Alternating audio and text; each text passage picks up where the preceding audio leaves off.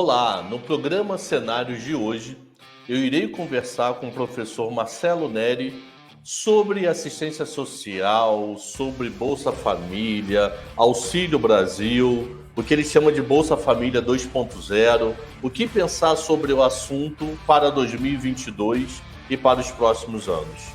Então, por favor, professor Marcelo Neri. Tudo Olá, bem? muito obrigado, Alexandre. Um prazer estar com vocês. Um prazer estar com vocês. Estava me lembrando estava lembrando desse seminário lá em Campos de Jordão. Estava me lembrando do lançamento que eu fiz de um livro em 2011, na verdade, começo de 2012, na Bolsa. Então, é uma boa lembrança. Oh, excelente, excelente. Deixa eu te fazer uma primeira pergunta. Você, em algumas entrevistas que eu vi, você comentou que o auxílio de R$ 600 ele foi alto demais. Ele chegou a mudar a linha de grau de pobreza, ok? E que agora nós vamos pagar permanentemente 400. O senhor acha 400 ideal para esse primeiro momento? O critério de escolha foi bem feito? Como o senhor avalia essa medida agora do Auxílio Brasil que passou recentemente, por favor? Perfeito. Não, excelente pergunta. Quer dizer, inicialmente, na verdade, o auxílio falava-se muito de 600, mas ele era 1.200 para as famílias chefiadas por mulheres do Bolsa Família, que é a grande maioria, e, na média, a família recebia R$ 900, empiricamente, né? Então, 900, para as famílias receberem 1.200, era quase 6 vezes o valor do Bolsa Família. Durante 6 meses, quer dizer, em 9 meses de auxílio, você gastou 9 anos de Bolsa Família. Obviamente, a pandemia exige uma ação emergencial, a ação emergencial generosa, entre aspas, foi feita. Agora, hoje em dia, eu sou um pouco mais crítico nos detalhes, porque a gente já teve tempo para se adaptar. O problema não são os R$ 400, R$ 400 não é tanto recurso, mas esses 400, por exemplo, eles não variam de acordo com o tamanho da família. A gente sabe que famílias pobres maiores, a necessidade é maior do que uma família que mora só uma pessoa, sozinho, etc. Então, acho que não é um critério muito esse piso de 400. Eu acho que não está seguindo os livros textos de política social. Acho que fere um pouco o bom senso. Acho que o auxílio emergencial acabou criando uma ideia que R$ 400 é quase como uma peça de marketing bem colocada, assim, mais simples, fácil de entender. No entanto, ele não atende da melhor forma as necessidades diferenciadas das pessoas. E qual seria essa melhor forma? Qual seria a melhor forma de se criar critérios? Tipo, filho na escola, dependendo da região, o Nordeste trabalha diferente do Sul. Qual seria a melhor forma da gente resolver esse problema, esses 400? Como redistribuir melhor? A fórmula que eu prefiro é uma forma que você dá mais a quem tem menos, e você não só dá o peixe, como você exige a condicionalidade escolar, vacinação, etc., que acaba fazendo com que a família seja menos pobre no futuro. E então seria um hiato de renda proporcional, o benefício proporcional ao hiato de renda, e usaria não a renda que a pessoa declara, mas uma renda permanente que você pode calcular pelo cadastro único, dependendo do tipo de casa que a pessoa tem, a educação das pessoas no domicílio, o número de pessoas, acesso a serviços públicos, recebimento de programas sociais. Então, você complementar, levando em conta os ativos das pessoas, e a necessidade variável de acordo com o grau de pobreza e o tamanho da família. Esse seria o seu Bolsa Família 2.0? Seria a parte de transferência de renda, né? A parte que é um programa de transferência de renda, só que é um programa condicionado. O Bolsa Família tem essas condicionalidades, essas exigências. Por exemplo, o Auxílio Brasil, ele criou 9 tipos de condições. Por exemplo, começou a distribuir para crianças de 0 a 3 anos, mais para jovens de 18 a 21 anos que estavam fora do critério, acho que foram boas mudanças. Mas outras mudanças, por exemplo, famílias que trabalham na agricultura familiar e que são pobres, elas recebem o recurso, mas são obrigadas a doar uma parte desses recursos para pessoas da localidade. Eu acho que essa parte, por exemplo, já foi tentada lá no Fome Zero em 2003, não deu muito certo. Eu acho que vamos dizer, tem ao lado das condicionalidades, mas que eu acho que no caso do Auxílio Brasil, já adiantando um pouquinho, eu acho que está meio complexo demais. Eu acho que o programa ele acaba sendo simples, talvez simplista, numa coisa que a gente já sabia, que é quanto maior a família, quanto mais pobre, mais recursos deve ter, a gente tem essa informação, tem essa tecnologia, e acabou complexificando uma coisa que estava relativamente bem ajustada, que eram as condicionalidades de educação, de saúde, etc. Então, acho que ainda tem espaço de melhoras. Fechado. Uma das afirmações que Paulo Guedes fez durante esses últimos 18 meses, a quase 2 anos, é que descobrimos os invisíveis. Pessoas que, teoricamente, o governo não enxergava, que passou a enxergar. A minha dúvida é, por que o assistencialismo antes não tinha descoberto esses invisíveis, ou tinha descoberto e foi a crise que fez eles piorarem de renda? Onde é que estavam esses invisíveis em projetos sociais anteriores? Os invisíveis sempre foram conhecidos, eles são informais, são difíceis de serem enxergados, daí o nome, pela política pública, são pessoas que não têm, vamos dizer, se a pessoa, um empregado formal, fica desempregado, tem acesso ao seguro-desemprego, ao FGTS, você tem agora um trabalhador sem carteira, um autônomo que, vamos dizer, trabalha na esquina, etc., e que não tem nenhum tipo de documentação e que não é pobre, ele é mas na pandemia ele se tornou pobre, né? Então, esse foi o grande desafio. Acho que o Brasil conseguiu atingir 67 milhões de pessoas, não é só o valor do benefício, mas o número de pessoas, quase um terço de beneficiários, né, dos 213 milhões, foram contemplados pela iniciativa. Agora, esse ponto é um ponto importante, porque esses chamados invisíveis, eles acabaram de sair do programa, porque a gente fala muito da transição do Bolsa Família para o Auxílio Brasil, que foi a transição que acabou de acontecer. Mas, na verdade, a transição maior, que chama mais atenção, é do auxílio emergencial, que agora já era mais baixo, não era os 1.200, 600 do passado. 29 milhões de pessoas, incluindo os chamados invisíveis, saíram do auxílio emergencial e não entraram no Auxílio Brasil. Então, a pobreza no Brasil deve aumentar, porque esse efeito é maior do que o efeito de aumento do benefício de quem tem direito ao benefício. Quer dizer, muita gente perdeu o benefício, agora quem manteve o benefício teve os valores aumentados e, basicamente, esse último grupo é o grupo que tinha, desde sempre, acesso ao Bolsa Família.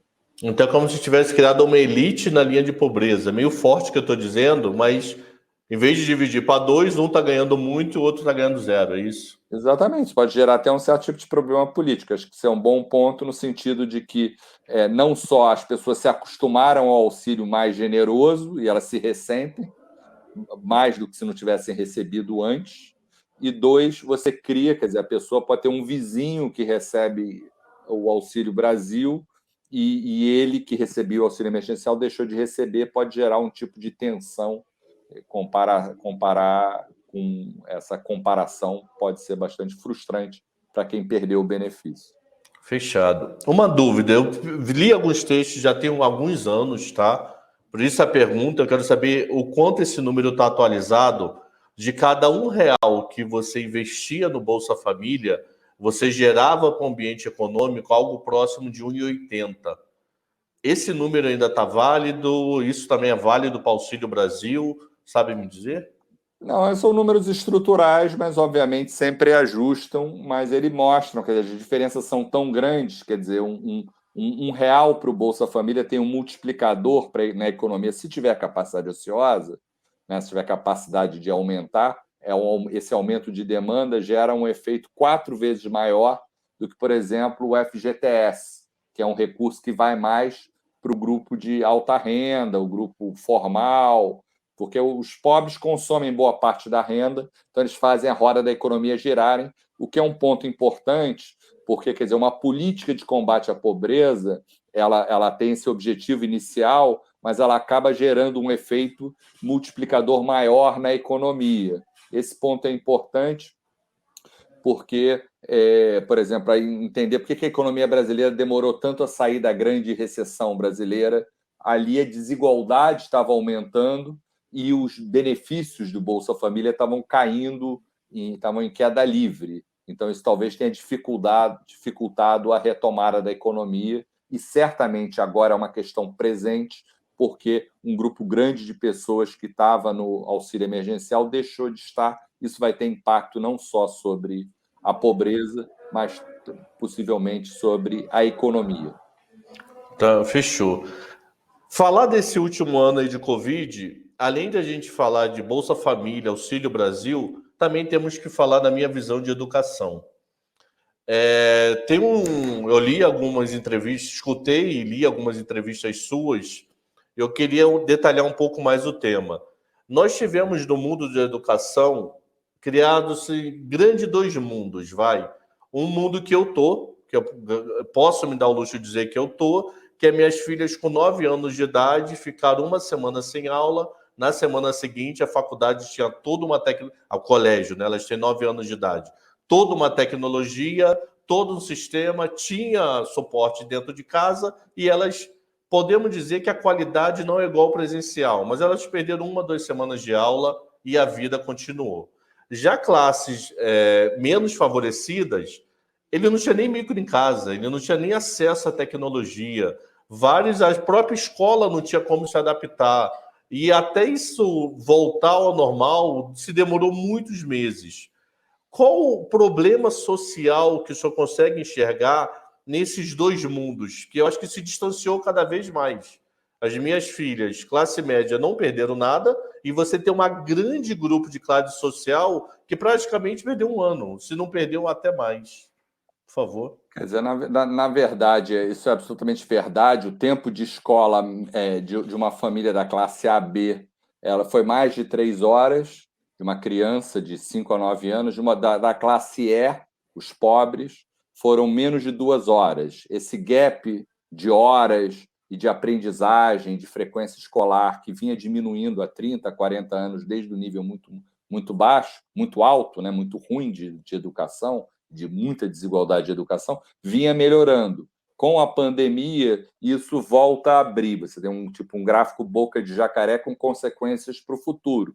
E os mais afetados na educação, quer dizer, primeiro, o Brasil teve perdas de educação muito maiores do que outros países, o que não é verdade, por exemplo, para a pobreza.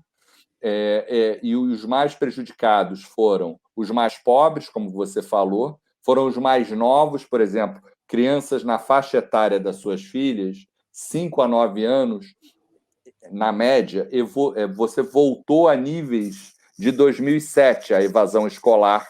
Você retrocedeu, sem falar no tempo de escola, que não é só estar matriculado.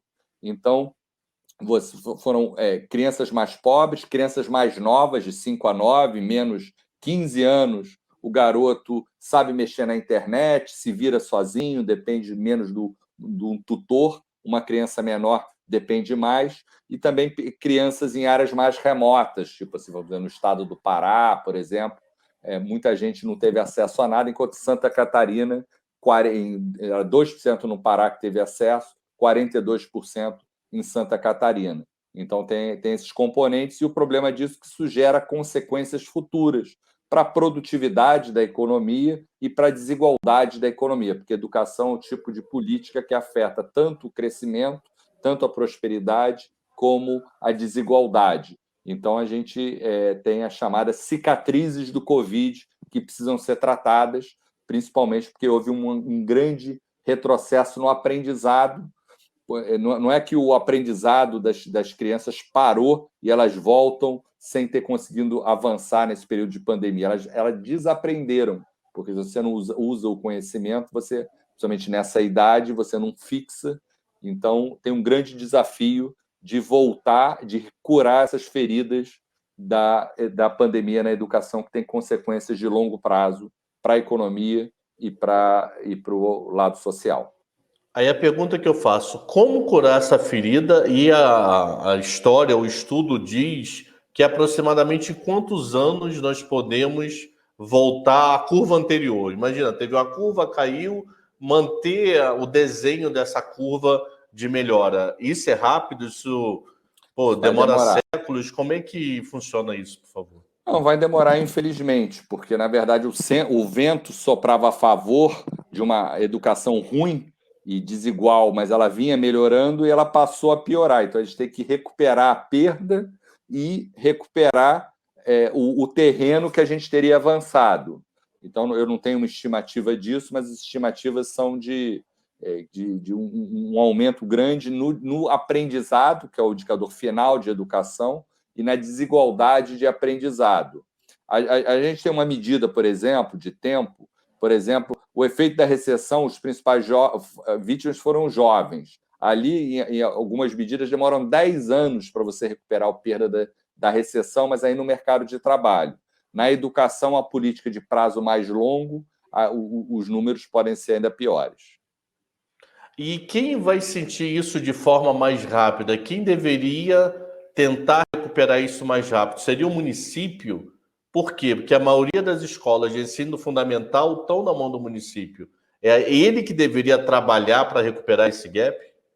Deveria ser um esforço conjunto de município, mas o governo federal deveria estar atuando muito mais. Por exemplo, o orçamento do MEC caiu na época da pandemia, em particular o orçamento de inclusão digital. Quer dizer, de perder uma oportunidade, em vez de, na pandemia, transformar o limão numa limonada, quer dizer, criar uma plataforma de ensino híbrido que vai ser útil para recuperar o atraso escolar, a gente acabou que não avançou nessa agenda. Porque o problema é que o garoto mais pobre não só não tem acesso à internet, como quando ele tem uma internet que não funciona direito, ele tem que dividir o celular com várias pessoas da família, então acaba não sendo... Então, a plataforma de inclusão digital seria uma maneira de transformar os problemas da pandemia numa possibilidade de recuperação, de nivelamento mais forte no futuro. Fechou. Mudando um pouquinho de assunto, o senhor fez um estudo sobre a felicidade na pandemia. E esse estudo, pelo que eu estava lendo, são 40 países e o Brasil teve uma queda. A pergunta que eu faço é: como foi esse estudo? Como comparar países diferentes? E por que da queda do Brasil? Quer dizer, basicamente a pandemia é um fenômeno global, afeta todo mundo. E aí a pergunta do estudo foi: vamos fazer uma espécie de uma corrida, não inicialmente em felicidade. Felicidade é uma pergunta simples, que se faz em pesquisa nos vários países. Dá uma nota de 0 a 10 para a sua vida. 0 a 10. O Brasil sempre se destacou nesse ranking, tem mais felicidade do que dinheiro no bolso, etc. Os recordistas são a Noruega, Dinamarca, países nórdicos. Os países mais pobres são os últimos do ranking. E o Brasil, que já tinha um gap de felicidade dessa nota dada pelas pessoas de 8%, durante a pandemia esse gap aumentou para 25%. Então, até a felicidade se tornou mais desigual no Brasil.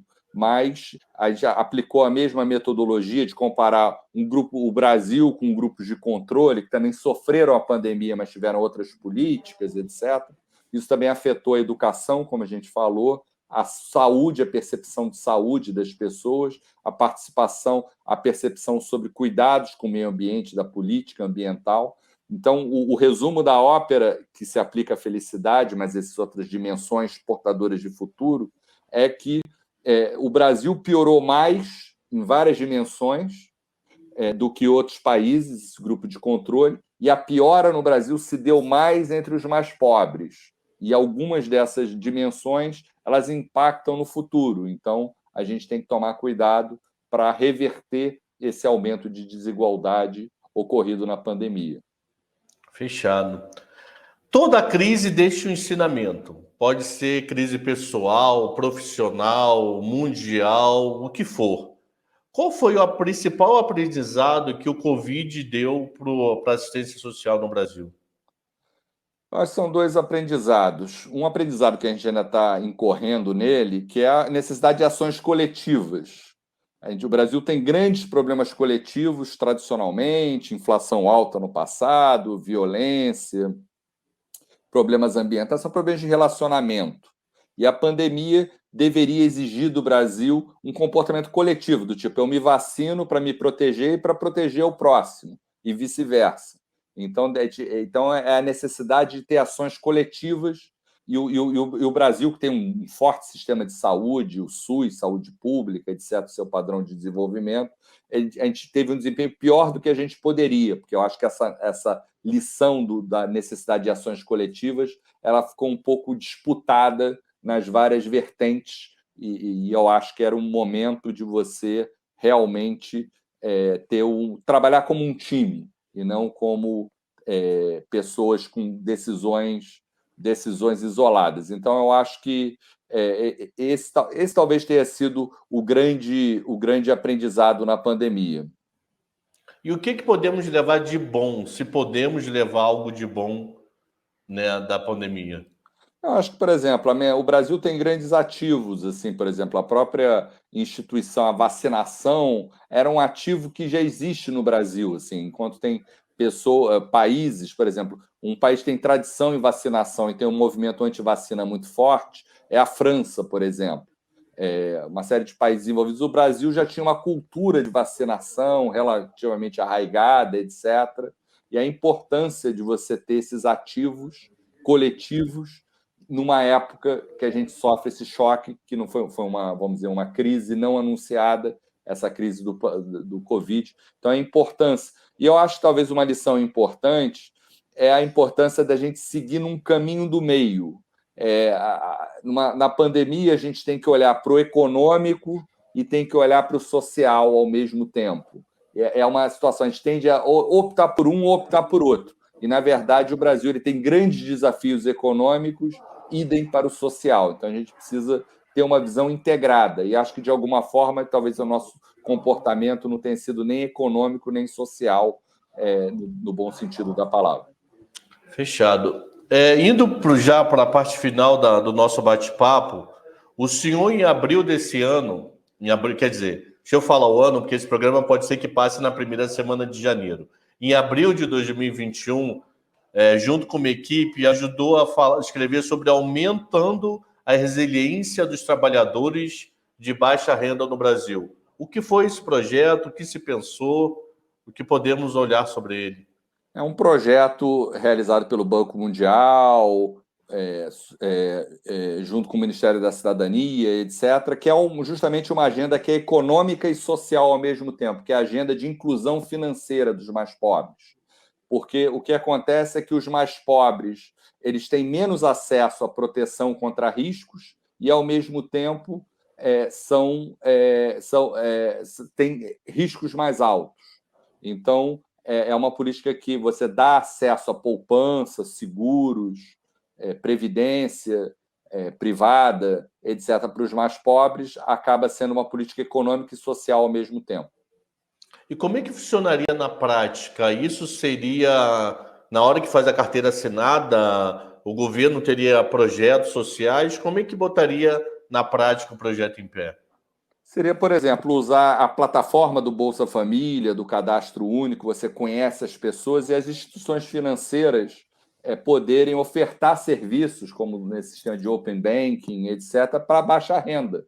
De alguma forma, em vez de apenas dar os pobres aos mercados, que às vezes faz as rodas da economia girarem, dar mercado aos pobres, dar mais condição, quer dizer, a gente pensa muito como serviços financeiros como serviços de luxo. Na verdade, eles são muito mais importantes na baixa renda, porque as pessoas vivem em situações muito mais extremas. E um aprendizado que eu tive na pandemia é que o brasileiro conta muito com a solidariedade do outro.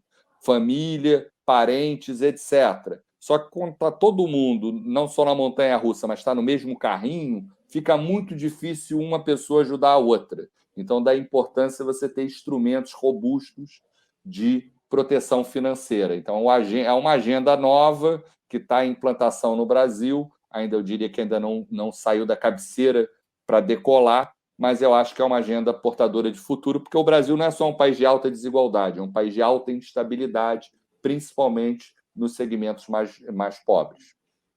O que eu vou fazer para o público? Eu aqui embaixo, quando esse vídeo for para o ar, eu vou colocar o link que o senhor nos passou do PDF para o pessoal acessar e dar uma olhada no projeto que vocês escreveram. Perfeito. Ok? Prazer. Professor, a primeira parte do programa acabou, que é uma primeira parte que é focado no entrevistado. Então, quando eu falei com pessoas de macro, foi sobre o tema macro. Agora eu vou te fazer 3 perguntas que a gente antecipadamente não fala para ninguém, que são as 3 perguntas que eu fiz para todos os entrevistados. Exatamente as mesmas perguntas. A primeira delas, qual livro eu não posso deixar de ler em 2022? Eu acho um livro interessante, aproveitando um público, Mercados Radicais. É um livro Qual autor? Glenn Whale, e tem um coautor que eu esqueci o nome, está traduzido em português, ele esteve no Brasil há pouco tempo, é um pouco sobre como é que você faz, quer dizer, o principal ativo das pessoas é moradia, etc. Uma abordagem econômica meio revolucionária para você dar mais mercado às pessoas.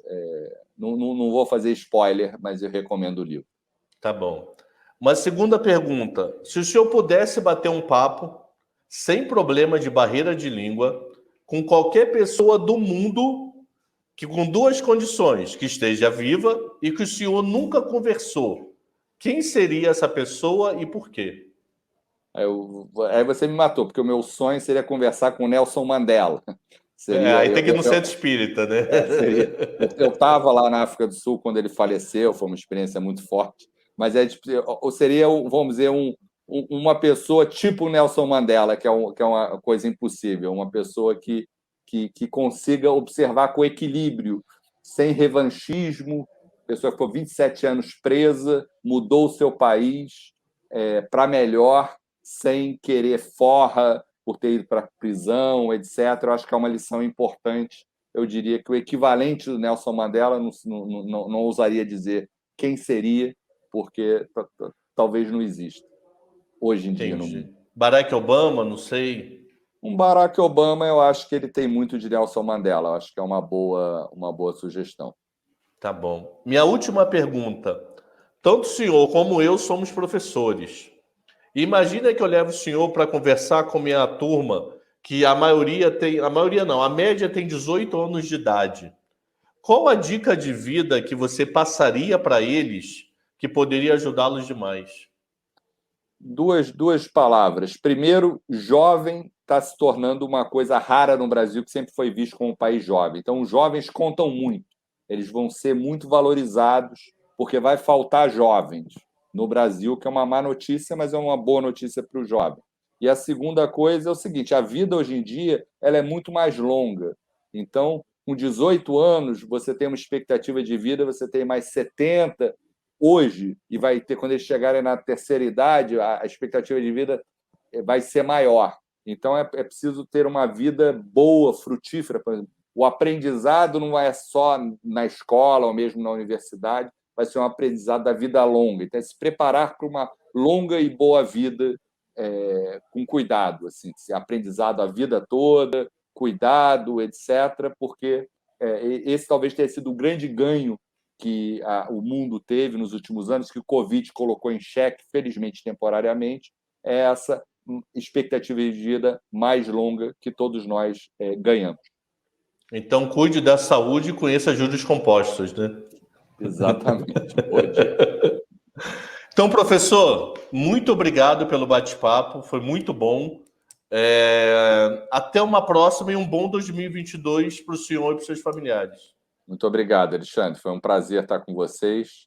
Fico à disposição. Quem quiser acessar o nosso site, as pesquisas, tiver dúvidas, me coloca à disposição. Tá, eu vou botar todo o link aqui embaixo nos comentários do vídeo. Muito obrigado e até uma próxima. Obrigado. Esse foi o Cenários 2022 com o professor Marcelo Neri, onde nós falamos de educação, assistência social, Bolsa Família e sobre a vida. Muito obrigado e até uma próxima.